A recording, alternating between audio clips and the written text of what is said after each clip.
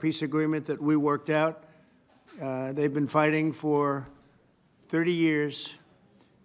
7 million are dead, and they think the number is actually quite a bit higher than that. It's been a long and vicious fight, and I just wanted to say that the countries represented were very happy that we were able to solve that problem. I think over the next couple of weeks, the leaders of both countries will come to sign the final agreement. As you know, we had foreign ministers last week, but we're going to be signing an end to the horrible 30-year war. It's been going on for a long time. I've been reading about it, hearing about it, and it was a vicious war. It was a terrible war. I want to thank our outstanding senior advisor for Africa, Masad Boulos, for helping to mediate this breakthrough. He was very much involved in that settlement. Most people thought it couldn't be done. But there's still much more to be done, and we're going to be facilitating peace also in places like Sudan, where they have a lot of problems, Libya and others. We have there's a lot of anger on your continent, and we've been able to solve a lot of it. My administration is committed to strengthening our friendships in Africa through economic development efforts that benefit both the United States and our partners. And we're shifting from AID to trade. We had AID, or aid as we sometimes call it, right to trade. And trade seems to be a foundation that I've been able to settle a lot of these disputes, like as an example, India and Pakistan, Kosovo, Serbia. I said, you guys are going to fight, we're not going to trade. And we seem to be quite successful in doing that. To that end, we have closed the USAID group to eliminate waste, fraud, and abuse, which was tremendous waste, fraud, and abuse. And we're working tirelessly to forge new economic opportunities involving both the United States and many African nations. There's great economic potential in Africa, like few other places in many ways. In the long run, this will be far more effective and sustainable and beneficial than anything else that we can be doing together. I'm eager to work with each of you on your vital issues and also to discuss security. We've encouraged our staff at the White House to work along with these nations. There's such tremendous wealth there and potential there. We encourage the countries here today to make greater investments in defense, hopefully, of course, buying our equipment, because we do make the best defense equipment. I guess we proved that about 2 weeks ago in Iran, but we make the best equipment, best military equipment anywhere in the world by far. There's nobody close. And keep pursuing the fight against terrorism, which is a big problem in Africa. Immigration will also be on the agenda, and I hope we can bring down the high rates of people overstaying visas and also make progress on the safe third country agreements. And once again, I want to thank you all for being here, and it's an honor for me. Some of you I've met, and some of you I just got to meet, and I think it would be nice if you said a few words to the press, which is right back here. Do we have a camera over here? It'd be nice if you could, oh, there it is. You could speak to the, you don't want to turn your head so much. I do it a lot. It's not pleasant. But perhaps we could start with you, please. Thank you very much. Great gentleman, by the way. Merci pour m'avoir donné la parole, Monsieur le Président. Thank you for giving me the floor, Mr. President.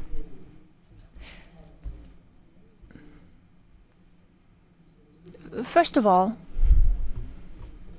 I would like to thank you, Mr. President Trump, for inviting us to come here today. I'm President Ghazouani, President of the Islamic Republic of Mauritania. Thank you, Mr. President, for this invitation and the invitation you sent to the other colleagues present here today. This is a very strong message from you, and we are receiving this message very well. This is a message of interest that you're sending to us, and it's message that you're sending to the whole of Africa. All of this is generous on your part. We are receiving this and we accept this message from you.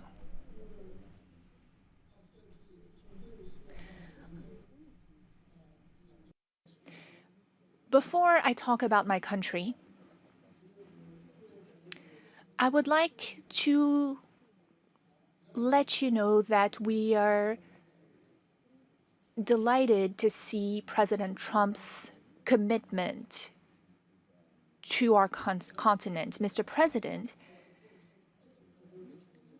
in the short time you've been back in office, the last few months,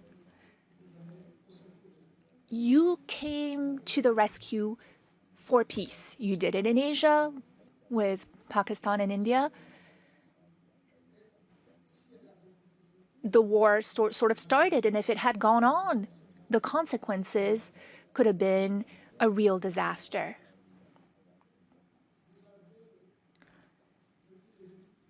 Since the beginning, you've been doing a great deal of work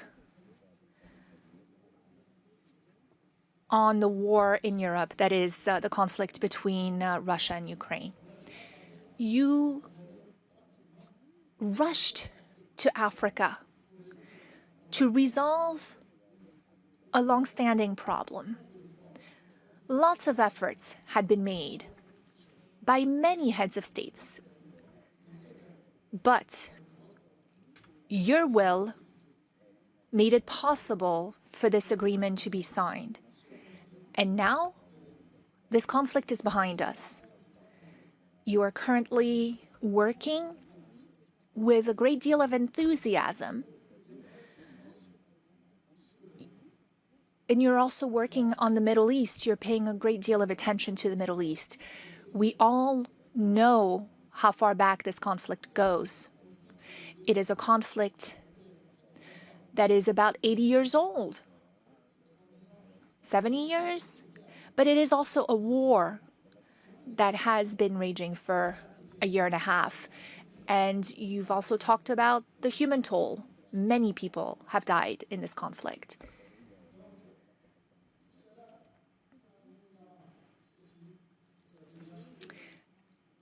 Of course, you also stopped the war between Iran and Israel. That could have been a real disaster for the region. It's a sensitive region to start with. Your work in favor of peace has been tremendous, and we are also very interested in supporting peace in the same way. When there's no peace, like you said earlier today, when there is no peace, a lot of other things are lacking. When there's no peace, it is difficult to have prosperity. It is difficult to have calm, to have a sense of quietness. It's hard to sleep. It's hard to go about your business every day. You understand that well, Mr. President, and you're working on this. So thank you. Moi, je suis président. I am the president of Mauritania.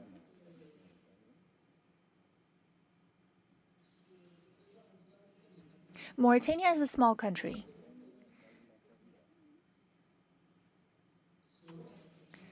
Depending on the criteria you apply. If you look at the number of people who live in Mauritania, it's a small country because we have about 5 million people in Mauritania. We might just be a little bit over 5 million.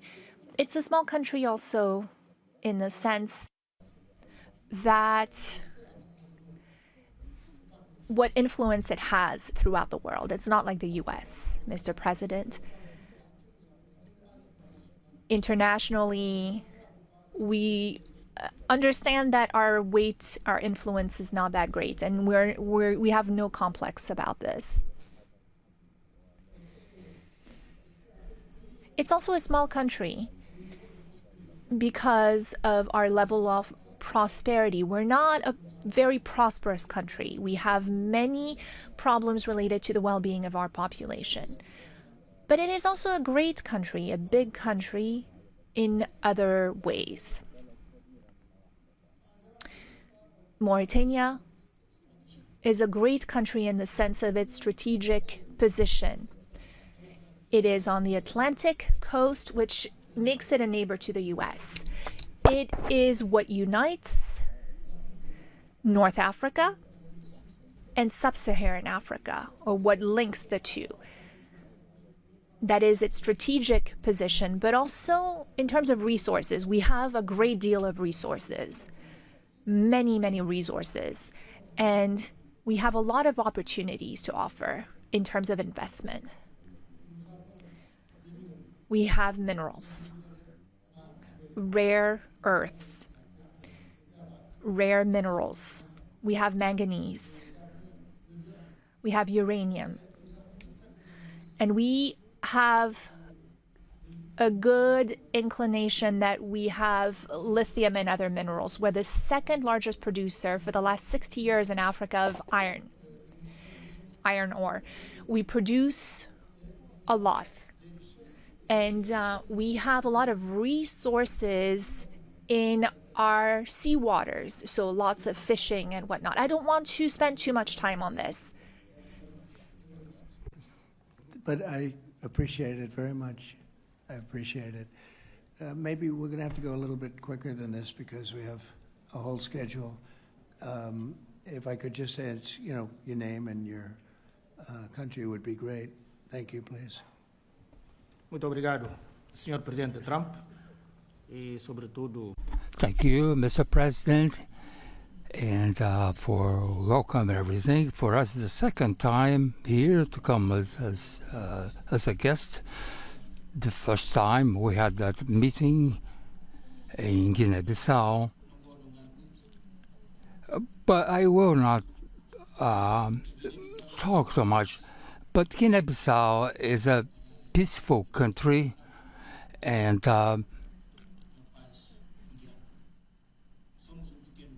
we are a small country, but we are a great state. Not a great state like the United States, but we are a great country as well. And to end, we are be following your dynamics and the war with Russia and Ukraine.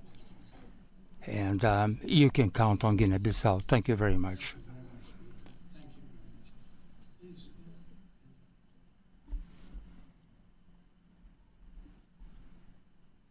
you, Mr. President. First, let me congratulate you for your recent celebration of your 249th anniversary. We did in Liberia at your embassy. Mr. President, we thank you for this opportunity to be here. Liberia is a longtime friend of the United States, and we believe in your policy of making America great again. And we also go a long way with you in your diplomacy that has to do with economic development and commercial friendship. Liberia has a lot of minerals. And one of the things we ask as good friends for a long time is the opportunity to do a survey of our minerals. Mm-hmm. And also we are committed to peace, and we've been very lucky within our region. We are a country that have had a series of democratic elections, and our country has been cooling down. And also, we want to encourage American involvement in the investment in Liberia. Yeah. We'd like to see that happen. We want to work with the United States in peace and security within the region because we are committed to that. And we just want to thank you so much for this opportunity. Well, thank you, and such good English, such beautiful. Where did you learn to speak so beautifully? Where were you educated? Where? Yes, sir. In Liberia. Yes, sir. Well, that's very interesting. It's beautiful English. Sure. I have people at this table can't speak nearly as well, Very and good, sir. Thank you. they come from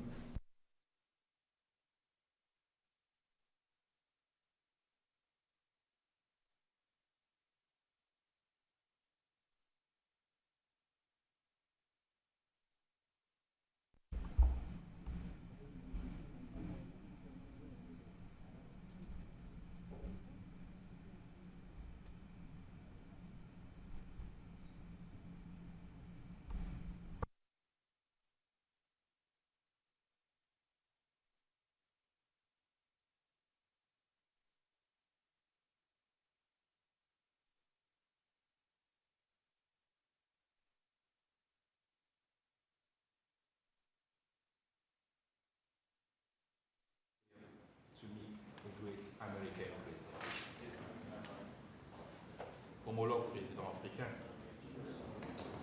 Je voudrais avant tout remercier ici officiellement No microphone for the speaker. le travail d'amitié entre nos différents pays. No interpretation. Parce qu'aujourd'hui, le président Trump There's no microphone for the speaker. est la fierté du monde entier. Dans plusieurs domaines, le domaine économique, Still no microphone for the le speaker. domaine politique et au niveau diplomatique, je salue. les Could you efforts- turn that on? Yeah, just press that. There you go. Yes. Et au niveau I would like to commend you, Mr. President, for the success you had in reaching a peace agreement between Rwanda and the DRC.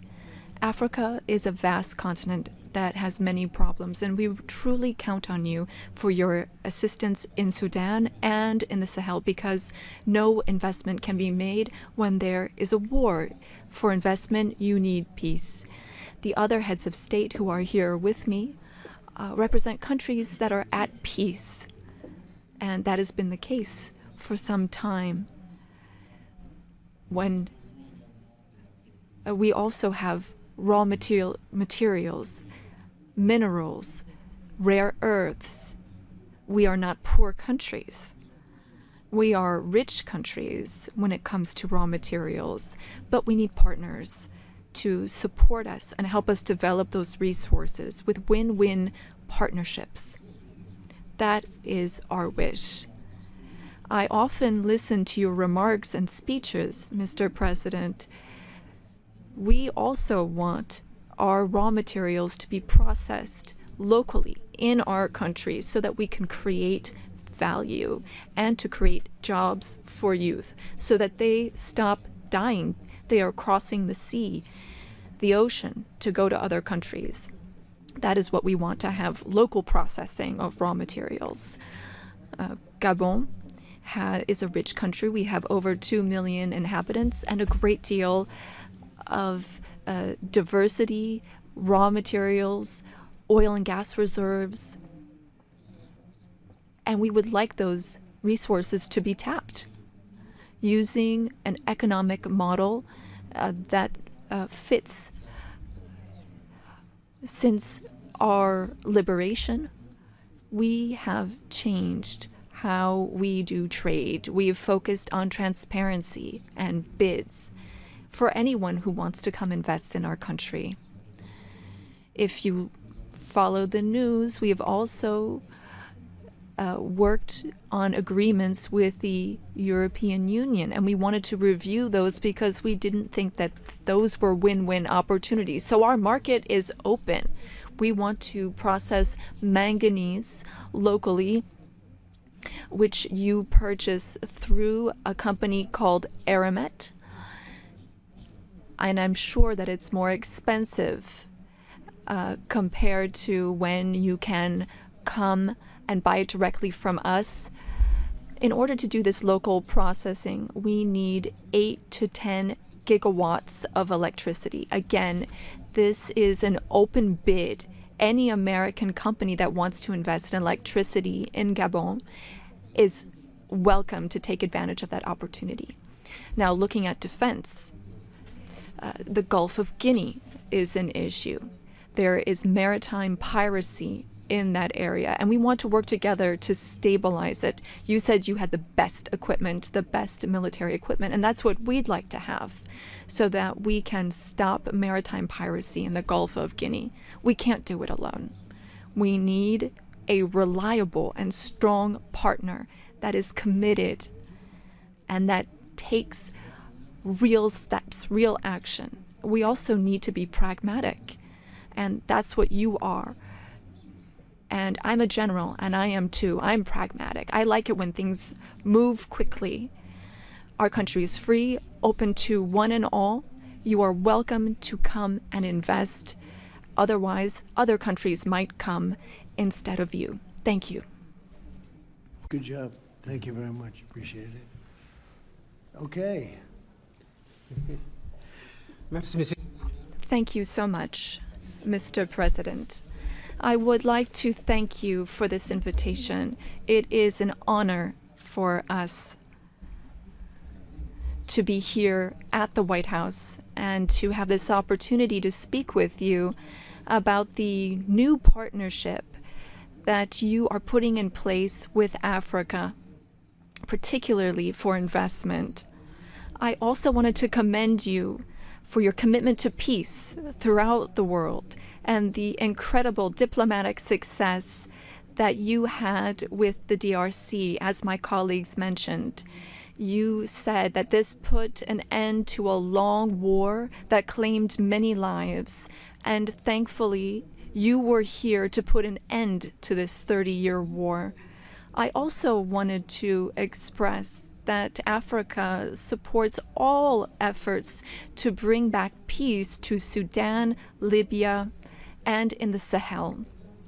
Mr. President, as you've seen, you can only do business when there is peace and security, and you build peace everywhere in the world so that there can be better investments.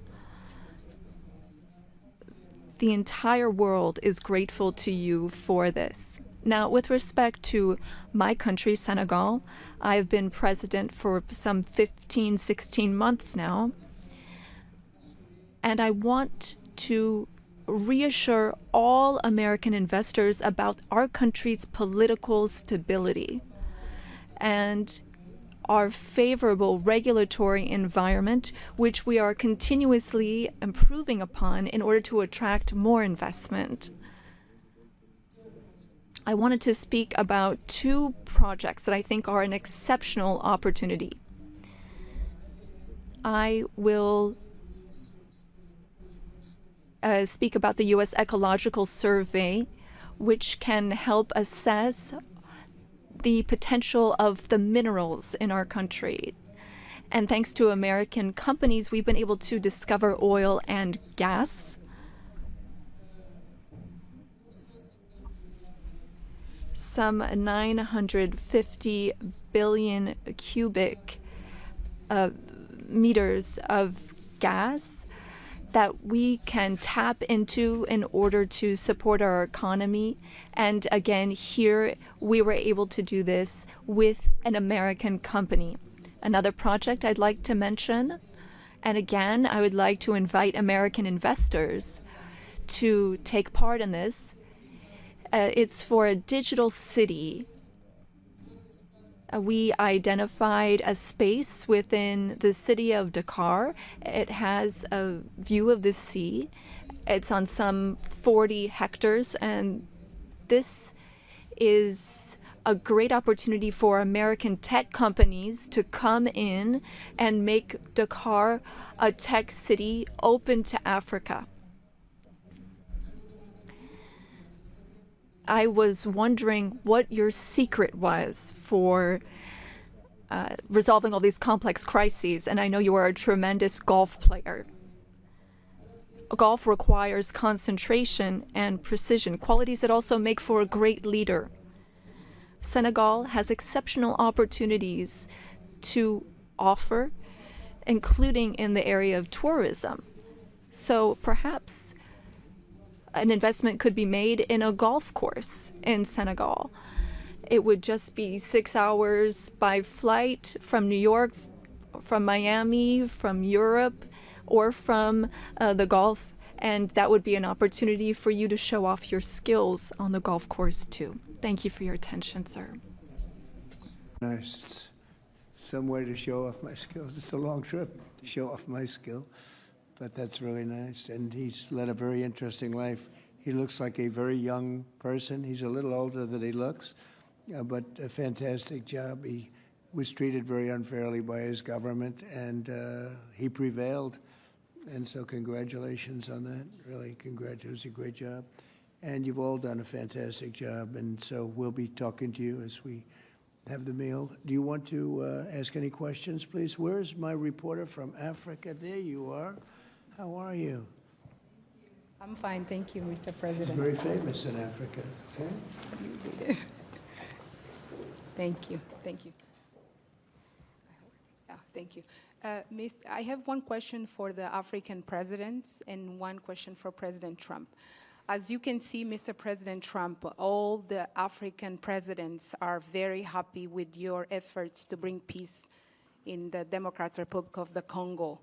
My question to you is, today you are making history by receiving 5 African presidents and showing the interest of the United States to collaborate and to work close with the African nations. African continent is watching, African youth is watching, and this new approach that your administration is taking to deal with African nations, not only based on help, but in doing business that everybody can win, is really much appreciated for all the Africans.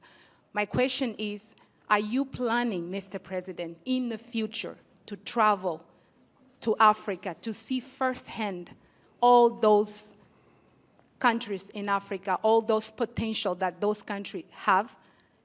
And for the African leaders, my question is, as you can see, President Trump is working to bring peace not only in Africa but also in the world.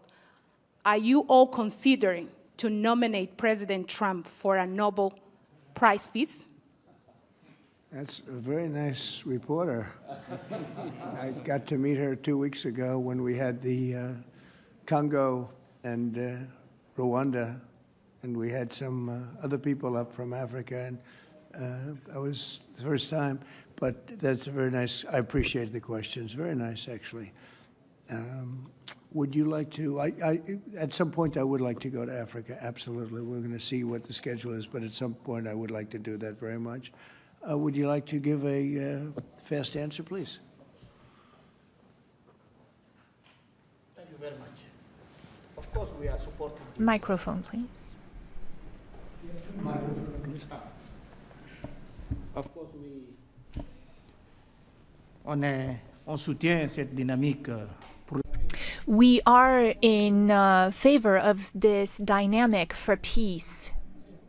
We are very committed on peace. I am the first head of state who went to Russia and who went to Ukraine, both, since the start of the war. I held the presidency of ECOWAS, and I went to see Mr. Putin. We spoke for 4 hours, and then I went to Ukraine. I spent 12 hours on a train to speak to President Zelensky.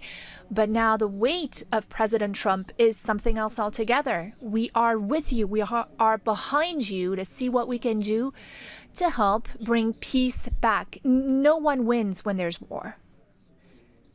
So you have our support so that we can bring peace back. Thank you. Thank you very much. Appreciate it. Go ahead, please. Thank you, Mr. President Trump. Thank you for your questions. A Nobel Peace Prize, well, I don't see any problem with it. I think that President Trump deserves it for all the efforts that he's worked on. And he brought peace back in the SIAC region. That is my region, the region where DRC and Rwanda signed a deal. And so he is now bringing peace back into a region where that was never possible. So I believe that he does deserve a Nobel Peace Prize. That is my opinion on this. Well, thank you very much. Very nice. Thank you. I didn't know I'd be treated this nicely. This is great. We could do this all day long. Thank you very much. Please, go ahead. Mr. President, I believe that we have to continue to support America in the strength to be able to bring about peace in the world. America is a melting point and also a country that we all look forward to, and I want to encourage you, because without peace, we can't have a world to live in. And we stand with you on that. That's right. Thank you. Well said. Please. Thank you, Mr. President, and thank you for your question. Very important question indeed. Forgive me for saying this, but unfortunately, I don't really understand. I don't know how things work when it comes to Nobel Prizes, but I can guarantee you that Mauritania would never be opposed to President Trump receiving a Nobel Peace Prize, because he's already working very hard in favor of peace throughout the world, with no distinction, no regard to what continent it's on, and he's working on areas where there are tensions everywhere, and he's committed towards peace, and our world needs more peace. Thank you. Very much. Thank you. Thank you very much. The jury will decide.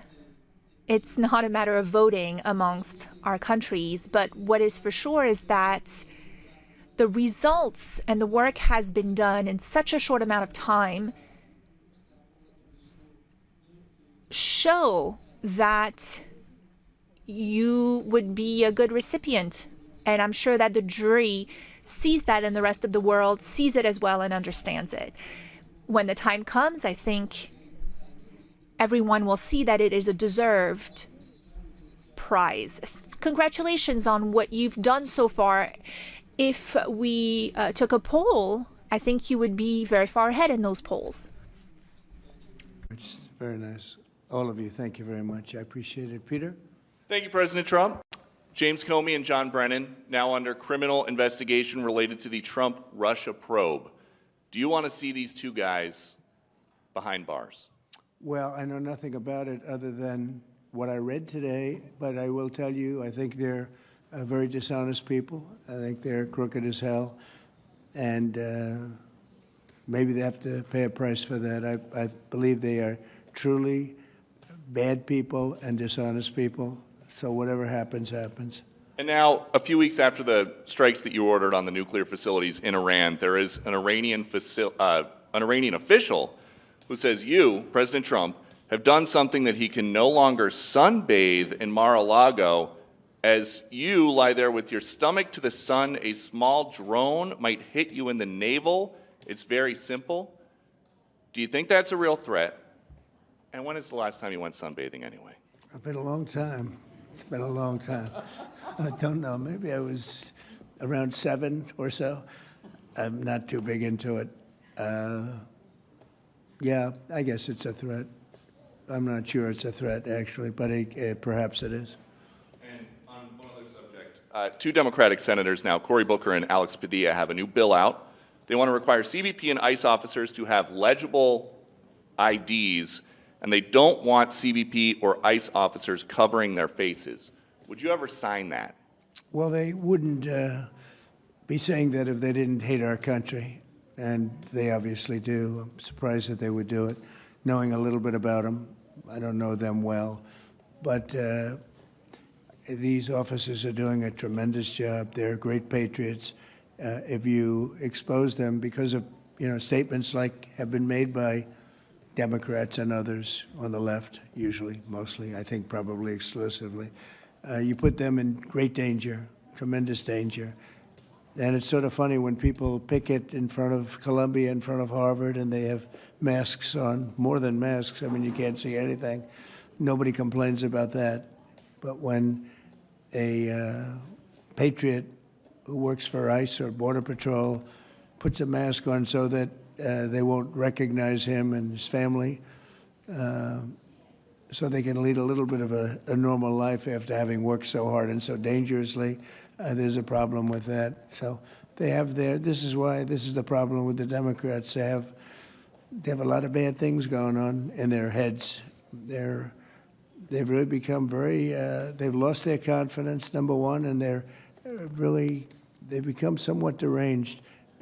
I want to do whatever's necessary to protect our great law enforcement people, and they are right at the top of the list. And your Agriculture Department also announced this week that they are going to start limiting Chinese ownership of American farmland. Why do you think that the Chinese have been buying up all this farmland in our country so close to military installations? Well, I don't want to get into that. I have a very good relationship with President Xi. We're going to see, and I'm going to, they're going to be making a recommendation to me, but we have a very good relationship. As you know, they're paying a lot of tariffs to the United States now, and so I'm not going to get into that right now. Yeah, please. Yesterday, the Wall Street Journal reported that the White House was weighing whether to send another Patriot air defense system to Ukraine. Can you confirm that reporting? They would like it. They've asked for it. They're very rare indeed, because a lot of systems have been sent to Ukraine. But they would like to. I know they made the request. We're going to have to take a look at it.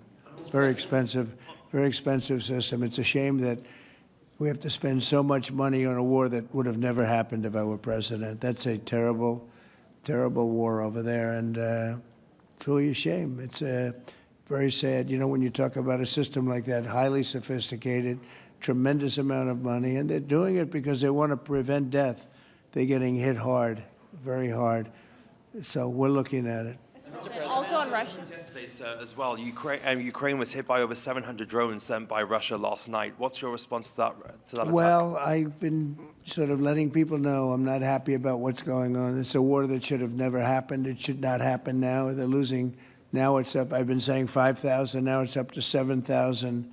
Think of it, 7,000 people a week on both sides. 7,000 people, young, mostly military people, young souls are dead and dying, and it should be stopped. It should be stopped. Very sad to see what's happening. Yes, please. Sir, can you explain how you calculated your latest round of tariffs? Was there a formula that was used? And do you expect any of these countries to face tariffs as well? The formula was a formula based on common sense, based on deficits, based on how we've been treated over the years, and based on raw numbers. And we're going to have a couple of more coming out today. Brazil, as an example, has been not good to us, not good at all. We're going to be releasing a Brazil number, I think, later on this afternoon or tomorrow morning. But they're based on very substantial facts and also past history. You look at the past history, we never had anybody in the White House that understood the numbers or were into it like I have. We've taken in hundreds of billions of dollars in tariffs, hundreds of billions, and we haven't even started yet. And it's going to be a great thing for our country. I think it's going to be a fair thing for the world. And we really haven't had too many complaints because I'm keeping them at a very low number, very conservative, as you would say, number. And we haven't had, I'm sure they will be complaining at certain points, but we haven't had complaints. We've been treated very unfairly by both friend and foe. And friend has treated us very badly. It's not even believable that for so many years, I was using tariffs in my first administration. We had the most successful financially administration that there's ever been. This is going to be much better. But we got cut short with the COVID because I didn't think it was appropriate when, Italy, Spain, so the horror show that a lot of the countries went through. So I cut it a little bit short. But we took in hundreds of billions of dollars, and we had the most successful term ever from a president financially. But this is going to be much more successful. Yes, please. Do you expect any of the countries here to face tariffs as well? I haven't thought of it, but I don't know. Let's see, I like him, and him. No, I don't think so, not too much. He's very good. He's a friend of mine now. Yes, Thank you for taking our questions, Mr. President. Okay. You talked about the amount of external revenue the country has brought in thanks to your tariffs. Can you talk about how these hundreds of billions of dollars that are getting brought in will help grow the country, and what do you hope to put it towards? Well, bigger than the tariffs, actually, are the fact that when you charge the tariffs at a certain point, they say, well, we can't pay those tariffs. It doesn't make economic sense. These are wealthy countries, and they or their companies will come into our country and build, and that's what's actually happening. If you had a very low tariff, there'd be no incentive to do that. If you have no tariff, like we used to have, which is so stupid, it's not even believable, but then obviously they make their product, the product in their country. They have the jobs, they have the income, they have the taxes, they have everything, and they just send it into us, and it's jobs that we wouldn't get. Now the wheel is turned, and what we're doing is more important, we're taking in hundreds of billions of dollars, money that we've never seen before. But more important than that, we have a lot of people that would rather not have to pay that, so they're coming in and they're building plants. AI, we're leading everybody, including China, by a lot with AI. They're building their own plant. You heard me say yesterday, they're building their own electric generating plants to go along with the factories or plants that they're building. If they want to do that, we're getting them fast approvals, very fast turnarounds. They're using mostly natural gas to start off, but they're using coal. They have the right to use coal. They have the right to use nuclear. Nuclear has come a long way in the last 5 years. So we're getting them very fast approvals. We have factories and plants building at a level that we've never had in this country before. Yeah. And secondly, a study from the Council of Economic Advisors. You put it on Truth Social yesterday. It showed that your assessment that tariffs would slow inflation was accurate and that the prices of imported goods since February has fallen. That your assessment was right, that critics were wrong. Why do so-called experts continually misread your economic policy, sir? Well, it's not the experts. It's the fake news and a combination of that and the Democrats. I saw an ad on television today on Fox, and it was some ad about, Trump has raised costs. It's the opposite. I actually put out a statement. I brought down costs. I brought down the cost of groceries. I brought down the cost of energy, tremendously groceries. If you remember my first week in office, the press was screaming at me about the cost of eggs. They were 4 times higher than they were just a short time ago. That was caused by Biden and stupid policies, and we got that down. And by Easter, it was normalized, and now it's actually even at a lower price. So when I see an ad like that, it's always good to respond. I feel you have to respond. It was an ad that things are more costly. No, they're much less costly. Yesterday, $1.99 a gallon. There's 3 states. We're selling gasoline at $1.99. You haven't seen that for a long time. And I brought costs way down, just about every cost. I can't think of a cost that went up, but just about every cost. So what they do is they lie. They take ads. You'd almost think that the advertising station would stop it because they know it's wrong. It's such a lie. All you can do is say it's a lie and explain it. I guess I have the ability to explain it at conferences like this, so I like to take advantage of it and do it. But costs are substantially down under the Trump administration. And as you know, Biden had the highest inflation, I believe, in the history of our country. They say 48 years, but regardless, I think it was really the highest in the history of our country. And they were up to numbers that nobody ever saw before. And we have inflation now totally under control. We have a Fed chairman that, if he was doing his job properly, would lower interest rates. But we're bullying through even that. We're doing so well, it's not having that kind of an impact on us. But you want to see a rocket ship? We should have the lowest interest rates, because without us, there's nothing. And we have a strong country now, and we're taking in a lot of money. And other countries aren't even complaining. They got away with murder. They took advantage of a lot of very stupid people that sat in this seat, very stupid people, or people that didn't understand business or something was going on. But hard to believe that they got away with it for so many years. But now, and I'm treating them very fairly. Again, we have countries with tremendous deficits with us, where we have, where we essentially lose a lot of money. And we are changing that around very rapidly, and I think it's about time somebody did it. Sir, President? Yeah, please. Sir, yesterday you said that you were not sure who ordered the munitions halted to Ukraine. Have you since been able to figure that out? Well, I haven't thought about it, because we're looking at Ukraine right now and munitions, but I have not gone into it. What does it say that such a big decision could be made inside your government without you knowing? I would know. If a decision was made, I will know. I'll be the first to know. In fact, most likely I'd give the order, but I haven't done that yet. Yeah, please. Sir, can I ask how your meeting with Netanyahu went over the last couple of days, and how realistic do you think a ceasefire is this week? Well, we're talking about Gaza for the most part. I think we have a chance this week or next week not definitely. There's nothing definite about war and Gaza and all of the other places that we all deal with so much. But there's a very good chance that we'll have a settlement, an agreement of some kind this week, and maybe next week if not. African Growth and Opportunity Act, which has been central to many sub-Saharan countries having access to the U.S. market, that's due to expire in September. Are you hoping to extend that beyond it? Well, we'll take a look at that. Yes, please. Thank you. That's up to Congress to take a first crack at. We know that program's been in place for about 20 years, and at the end result of that, we see a lot of other countries operating in Africa. We still see a lot of tariff and non-tariff barriers in Africa.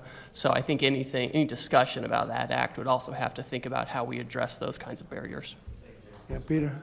President Trump, in Alvarado, Texas, a few days ago, 10 people wearing all black allegedly set off fireworks outside an ICE office to lure the officers out so they could ambush them, shoot at them.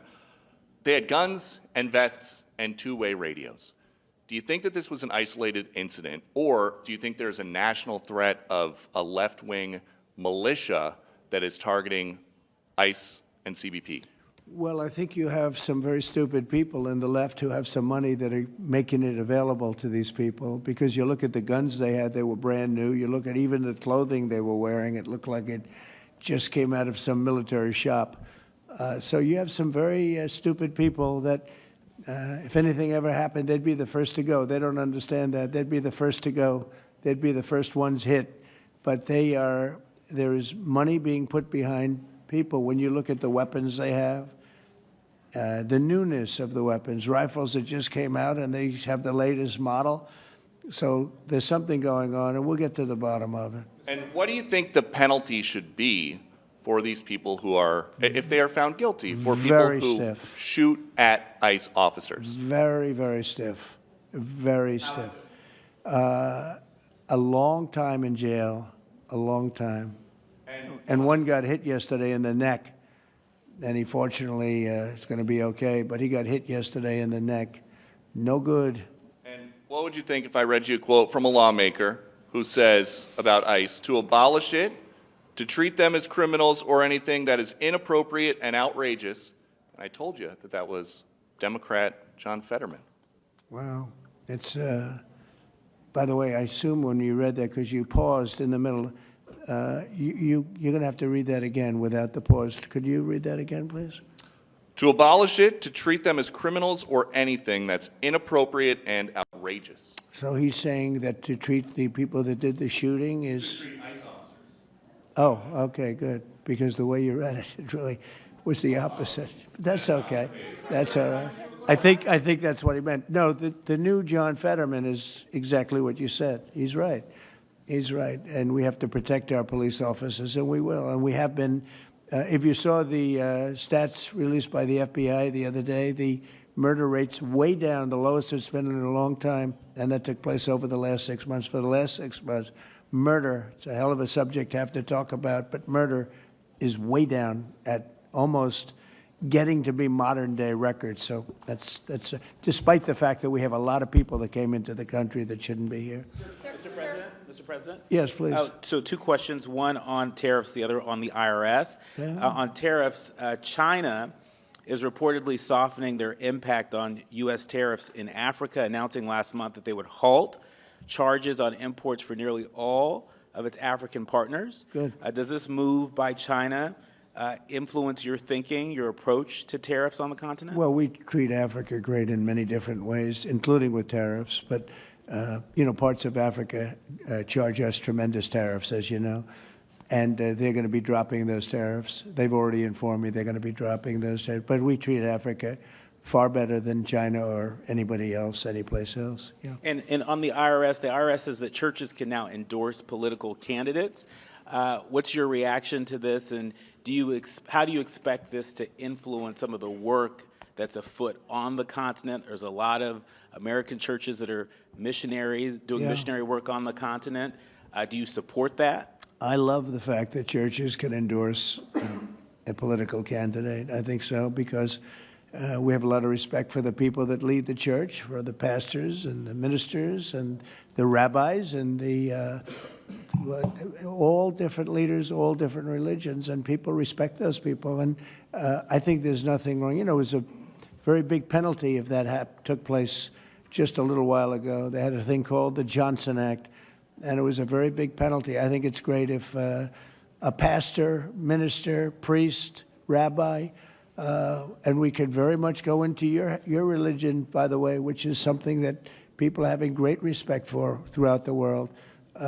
If somebody of faith wants to endorse, I think it's something that I'd like to hear. And I can guarantee you the people that they're with every Saturday or Sunday or whenever it is they're with, they want to hear from these people.